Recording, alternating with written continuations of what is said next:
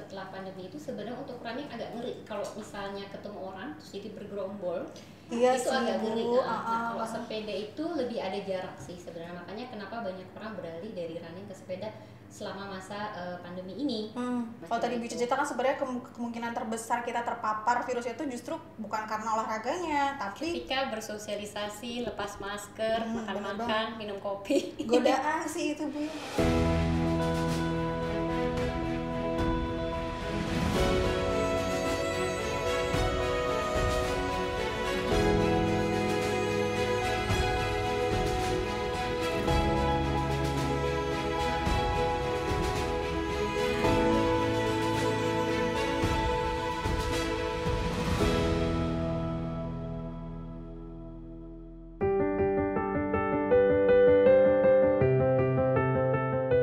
Assalamualaikum warahmatullahi wabarakatuh. Ketemu lagi dengan saya Melani, host Hijrah Podcast Kece. Hijrah Podcast, my hijrah, my story, my adventure.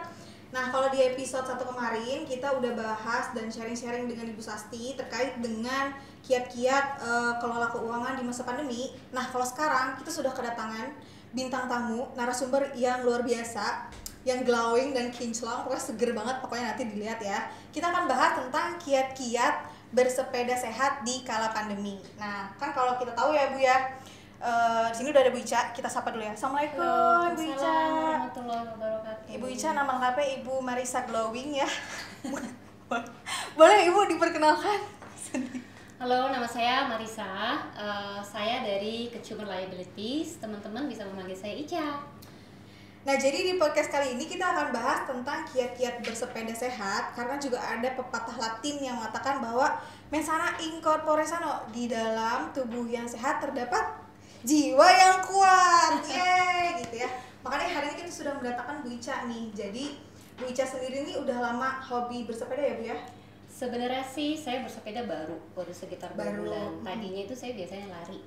Oh, jadi awalnya memang hobi running, Ya. baru hobi bersepeda baru 2 bulan, tapi ngeri loh ya. Semenjak PSBB. Semenjak PSBB baru hobi bersepeda, tapi sepedanya tuh ngeri ya. Mungkin kalau teman-teman bisa lihat tuh agak terkejut gitu ya. Pernah lihat ya? Pernah lihat. Pernah ketemu. Jadi sepedaannya Bu Ica tuh fokus banget, bukan sepeda cuman ikut-ikutan latah doang Diajak sih, ngomong Bu, nggak mau ya? Jadi kalau mau kita panggil Bu Ica tuh sampai harus bener-bener ada kesempatan bisa jawab, karena bener-bener fokus sepedaannya. Ada target gitu ya Bu ya? Target per hari tuh distansinya berapa, elevation berapa? Tergantung aja tidur cukup atau Oke. enggak sih. Kalau tidurnya cukup, saya berusaha supaya bisa 30 kilo ke atas. Tapi 30 kalau tidurnya kurang nggak cukup, ya udah santai-santai aja. Oke. Yang penting goes. Yang penting guys, emang biasanya berapa lama sih Bu tidur yang cukup itu? Harusnya sih 7 sampai 8 jam. 7 sampai 8 jam. Tapi kadang kalau saya terlalu capek tuh bisa kurang dari itu. Oke, jadi kunci sehat juga supaya kita ready ya Bu ya, sepedahan, dan pastinya fisik juga Tidur kuat ya yang kalau kita tidur cukup. olahraga Betul. teratur, makan yang sehat ya, sama hindari stres pastinya. Hindari stres, kelola stres dengan baik, tidurnya juga harus cukup, makan yang sehat. Itulah tips and trick glowing seperti Bu Ica ya, rekan-rekan. Lala.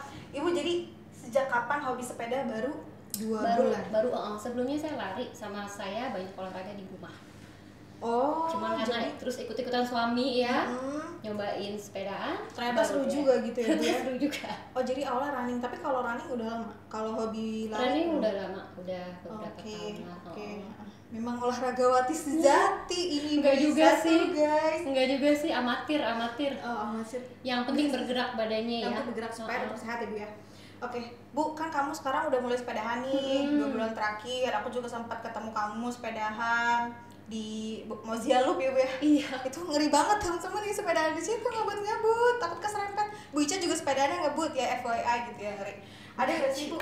Ada nggak sih Bu pengaruh pandemi ke hobi Ibu? Kan sebenarnya kan Iya. sekarang kan banyak nih yang hobi sepeda baru-baru.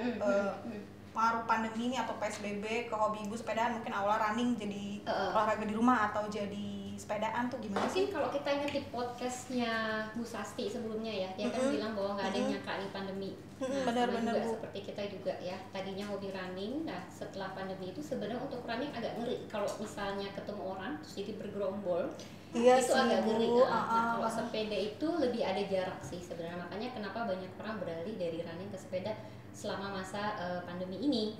Akhirnya saya juga mencoba dan ternyata enak. Yang penting kita tahu protokolnya ya. Kita jaga jarak, jangan terlalu deket. Makanya saya nggak berani ikut Proton. Selain juga Proton kenceng sekali, saya belum bisa secepat itu ya. Tapi saya berusaha menghindar kerumunan gitu. Terus jangan lupa sebisa mungkin pakai masker gitu ya. Kalau misalnya kita jauh-jauh, kadang saya suka ngelepas masker karena terus terang pengap, tapi kita usahakan selalu pakai masker. Kalau di Sudirman kalau nggak pakai masker bisa ditangkap sama polisi. Gitu. Walaupun kita nggak peloton bareng, tapi tetap kalau di Sudirman sangat ketat sih, harus pakai masker gitu ya. Kalau di Mozia kadang iya kadang enggak, kita tahu sendiri kan. Kalau di loop gitu ya. Karena juga di Mozia tidak seramai di Sudirman. Jangan lupa selalu bawa sanitizer ya kemana-mana.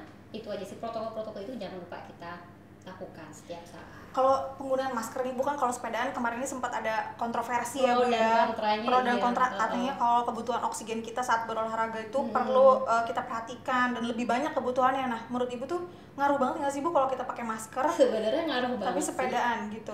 Iya, jadi kalau mau kita pasang aja di sini ketika kita tahu banyak orang kita pakai. Terus nanti ketika kita udah sepi lagi nih, nggak ada orang, kadang-kadang saya suka turun di bawah hidung kayak gitu. Jadi kita sesuaiin aja. Tetap antisipatif gitu ya. Masker tetap harus ready, bawa hand sanitizer, tetap stay healthy, patuhi protokol. Sebenarnya yang bahaya itu ya, itu bukan sepedaannya, tapi ngopi-ngopi habis itu. Jadi kalau kita perhatikan ya orang-orang yang kena COVID karena sebab apapun, itu biasanya pada saat mereka melepas masker dan mereka sedang beramai-ramai, sedang berbicara dengan orang lain. Nah pada saat itulah lepas masker, biasanya sambil makan atau sambil ngopi, atau mungkin nggak sambil makan nggak sambil ngopi, tapi kegiatan bersosialisasi itu sebenarnya. Nongki after sepedaan itu jadi ya, saya selalu sama suami kalau misalnya bersepeda, saya sepeda kita pulang. Jadi sebetulnya kalau memang niat kita tuh pure buat olahraga, wing sport, nggak pakai nongki-nongki, itu justru sebenarnya malah kemungkinan kecil ya. Kalau kita jaga jarak tadi ya, tetap jaga jarak dan segala macam. Kalau tadi Bu cerita kan sebenarnya kemungkinan terbesar kita terpapar virus itu justru bukan karena olahraganya, tapi ketika bersosialisasi, lepas masker, makan-makan, minum kopi. Godaan sih itu Bu ya, kan kalau sepedaan enak tuh ya, ngopi-ngopi manja. Itu dia. Foto. Jadi kalau bisa sebisa mungkin dikurangi ataupun enggak sama sekali itu lebih baik. Kalau saya ya, sih enggak sama sekali, saya enggak berani. Habis sepeda langsung pulang. Oke. Bukan banyak nih Bu sekarang yang hobi sepeda tuh tapi latah-latah doang. Kayak aku misalnya diajakin sepedaan, ya udah aku sepedaan, tapi sebetulnya aku tuh nggak punya preparation yang cukup gitu buat aku sepeda. Ada nggak sih Bu kiat-kiat kita buat yang baru mau mulai? Kan sebenarnya Bu Ica juga belum lama nih ceritanya. Ada nggak sih Bu preparation khusus Ibu dari awal sebelumnya running terus beralih ke hobi bersepeda tuh apa sih Bu? Mungkin bisa di-share ke teman-teman yang baru hobi sepedaan. Pada dasarnya kan saya senang olahraga ya. Jadi saya tahu manfaatnya olahraga itu buat tubuh. Jadi kita pasti ngerasa seger ya, kita ngerasa seger dan prepare buat menjalankan aktivitas hari itu. Nah, jadi kalau misalnya saya berpindah dari lari ke sepeda, atau misalnya saya melakukan hal yang lain, asal saya berolahraga, berkeringat, itu pada dasarnya hobi gitu loh. Nah, buat teman-teman yang memang nggak biasa olahraga, terus sekarang mau mencoba berolahraga, sebenarnya kalau sudah merasakan manfaat itu, disitulah nagihnya gitu loh. Nah, kalau yang belum bersepeda kemudian mau mencoba bersepeda. Sebenarnya coba aja dan lakukan sesuai dengan porsi badannya masing-masing. Jadi kita harus tahu ya kita kuatnya kan, tuh sepeda kan enaknya gitu. Kan rame-rame nih. Ya. Nah biasanya misalnya teman-temannya udah pada jago-jago. Bener Bu. Terus ke bawah, yuk diajak sepeda 50 kilo gitu kan. Padahal badannya belum siap. Jadi kaget. Nah jadi kaget. Jadi cari temen yang mungkin standarnya sama, pemula sama-sama pemula. Kalaupun misalnya enggak, kasih pengertian aja. Kalau saya baru bisa segini nih, nggak apa-apa ya, lanjut lagi besok gitu. Jadi jangan diforsir, jangan dipaksain. Kalau sesuai dengan porsi kita, nanti efeknya ke badan juga lebih enak gitu. Sehingga besoknya lagi pengen lagi. Bertahap gitu ya. Jadi nggak harus baru awal coba sepeda gara-gara temannya dan udah itu biasa jauh-jauh. Berlaku untuk semua jenis olahraga ya, nggak cuma sepeda doang. Sebuah tips and trick yang luar biasa. Jadi buat teman-teman yang baru hobi sepedaan, jangan latah aja nih. Kalau teman-teman yang lainnya udah sering sepedaan, jadi jangan parno ngeliat orang lain sepedaan, kamu santai aja. Soalnya kayaknya buru-buru banget gitu, kayak mau kemana? Jadi takut ketinggalan, kalau kita buru-buru pengen nyusul juga. Kalau nggak kuat, sesuaikan dengan porsi. Iya, sutra lah. Kalau nggak kuat, saya duduk-duduk dulu, nanti kita kecap, ketemu lagi, dadah. Oke deh Bu, kalau gitu. Kalau tadi nih Bu, kan sepedaan jaga jarak karena pandemi. Sebenarnya jarak ideal nih Bu, kalau misalnya lari kan kurang lebih 2 meter ya, kita harus jarak antar pelarinya. Kalau sepedaan tuh gimana sih Bu, biar sebenarnya semakin jauh semakin bagus ya. Cuman kalau sepeda memaintain jarak 4 meter itu rada susah juga karena apalagi kalau pakai road bike pengennya kenceng gitu ya. Tapi menurut saya sih asal 2 meter, paling minimal 2 meter menurut saya sih aman. Oke, udah safe ya Bu ya. Jaga jarak, tetap pakai masker, jangan lupa bawa hand sanitizer. Jangan lupa bawa hand sanitizer. Bu, kan karena lagi. Oh iya, jangan lupa satu lagi ya, harus banyak minum. Karena minum itu juga yang menaikkan daya tahan tubuh. Jangan sampai kamu dehidrasi. Jadi, kalau naik sepeda, kadang kan kita kena angin nih. Kan seger tuh Bu, jadi kayak aku ngerasa nggak haus gitu loh, kayak ngerasa nggak haus, beda sama lari. Bener. Jadi kita suka malas minum. Jadi kalau saya baca-baca sih disarankan tiap setengah jam kita minum. Setiap 30 menit kita stay hydrated gitu ya. Kalau bisa lebih sering bagus. Kalau belum bisa ngambil minum tanpa berhenti sepedanya ya berhenti dulu gitu ya. Berarti Bu Ica udah bisa minum tanpa berhenti ya? Belum bisa. Tapi intinya pokoknya harus dipaksa minum. Harus minum. Ya. Walaupun kita nggak kerasa haus, tapi usahakan setiap 30 menit kamu dehidrasi, ya daya tahan tubuhnya berkurang, rentan kena penyakit apapun gitu. Soalnya kalau kemarin aku tuh minumnya kayak cuma sekali di bulan. Iya memang ada kesan angin sepoi-sepoi gitu kan.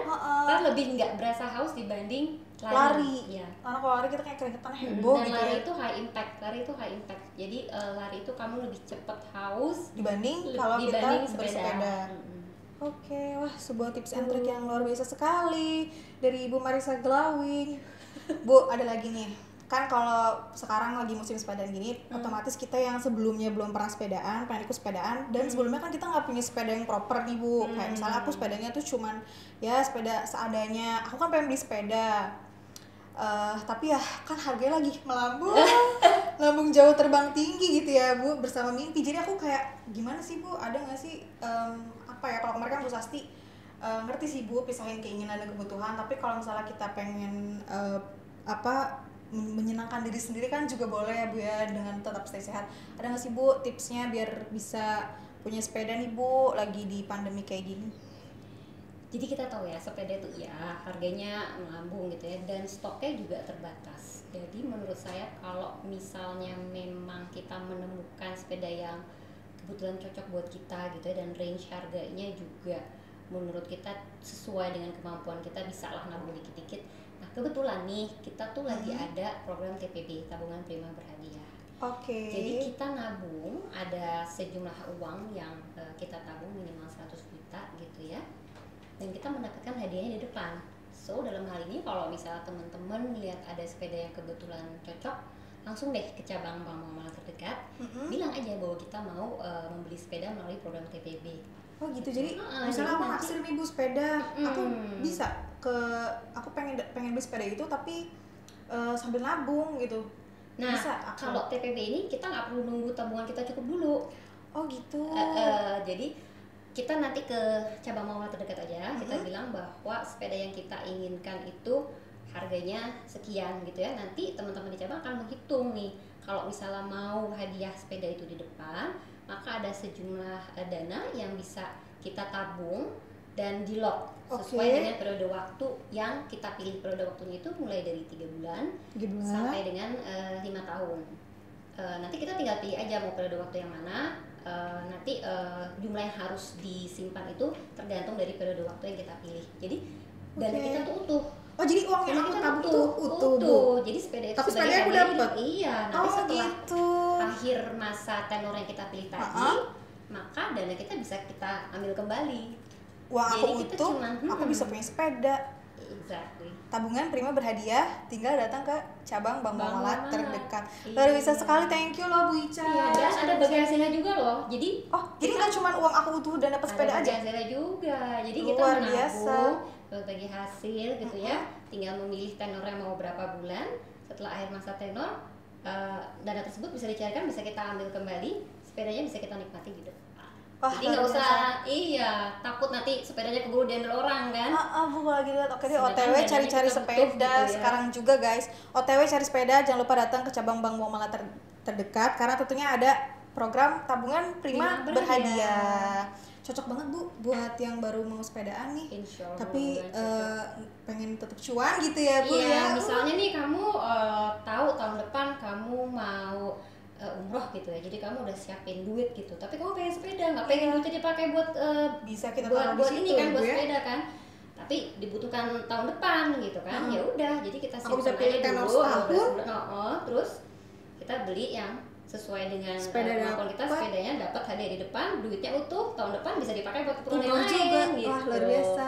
Wah, thank you banget ya Bu infonya. Udah mau sharing-sharing, datang ke Hijrah Podcast, sharing tentang kiat-kiat sepeda di kala pandemi atau tips and trick buat newbie yang baru pada join sepeda. Jangan lupa kenali potensi diri ya Bu, kita kuatnya sampai mana. Jangan lupa juga tetap patuhi protokol kesehatan selama kita sepedaan. Dan yang penting happy ya, yang penting happy, yang penting enjoy. Jangan dipaksain gitu, yang penting sehat. Karena niatnya tuh mau sehat Ibu ya, bukan mau lain. Oke, jadi sebelum Hijrah Podcast episode 2 tentang kiat bersepeda di masa pandemi ini kita tutup, aku punya tagline nih Bu buat Hijrah Podcast. Kalau misalnya aku bilang Hijrah Podcast, nanti Ibu jawab My Hijrah, My Story, My Adventure. Oke nggak Bu? Oke, boleh coba ya. Hijrah Podcast, My Hijrah, My Story, My Adventure. Oke, terima kasih bicara teman-teman semua. Sampai ketemu di episode selanjutnya. Wassalamualaikum warahmatullahi wabarakatuh. Wassalamualaikum warahmatullahi wabarakatuh.